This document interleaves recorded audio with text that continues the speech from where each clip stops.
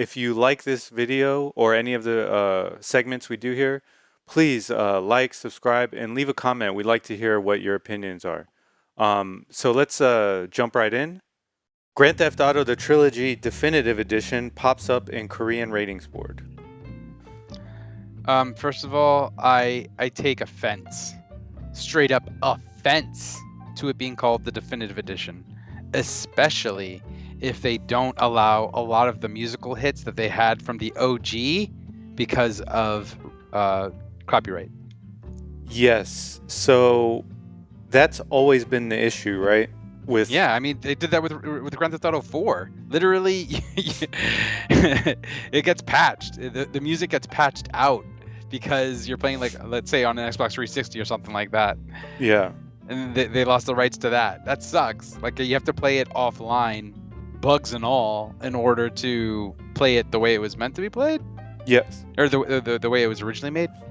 Not meant to be played, because obviously the patches helped fix a lot of things. Yeah, and the music is like awesome important in these games. Yeah, it's so important because you're cruising around and you're listening to, like, dude, the talk radio is hilarious. Like, yes, like definitely. all of it's awesome. I remember Vice City, like, cruising around. Like, I would always, like, go to, I forget what the radio station was called, but Laura Branigan, Self-Control, that song, like, I was like jamming to that song every time I got in the car.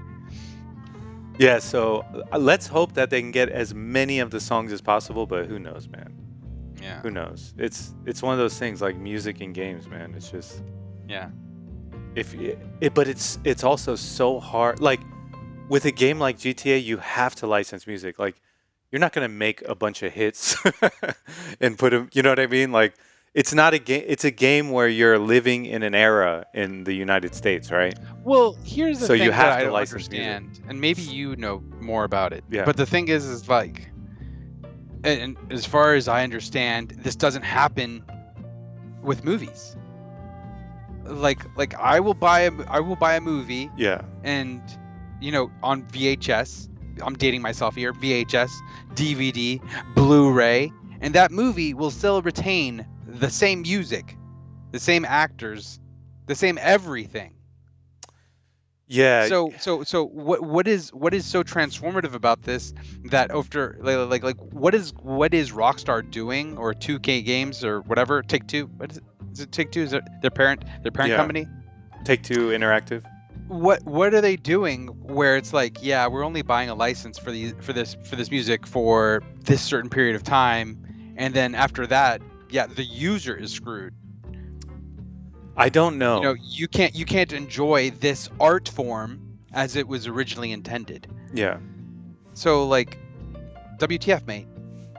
It's a good question. It really is a good question, and I don't know the answer. Okay. So, yeah. Maybe someone in the comments. Yes. Let us know. If you're watching this and you know why it's so hard to keep music in a game over multiple iterations of that game, let us know, because it is kind of frustrating. Yeah. Yeah. And like, when I heard that about Grand Theft Auto 4, I was pissed. I love Grand Theft Auto 4. I adored that game. Nico Bellic is my man. Yeah. But when they were saying, like, all the songs were being taken away, I was like, my heart broke. Yeah, it sucks, man. Yeah, and it only happens to games where they license the music. If you own the music, obviously, but like I said, not just licensed music, but also licensed cars. Like, you know, Forza has that issue. Licensed characters. Yeah. That's why it's so hard to make a Marvel vs. Capcom game, you know? Yep. Yeah. That's why it's so hard to even have Marvel vs. Capcom 2 available anywhere now. Yeah. Even though they have it, a digital version, it's been made, it should be available, but it isn't. So, if you want to look for other means, and I'm not telling people to do this, there are programs that allow you to play Marvel online with people on PC, Marvel 2, and it runs smooth as butter. So, yeah, if you want to go out there and find those, you know, by all means. All right. Hey, everyone. Thanks for listening to this episode of Games I Speak.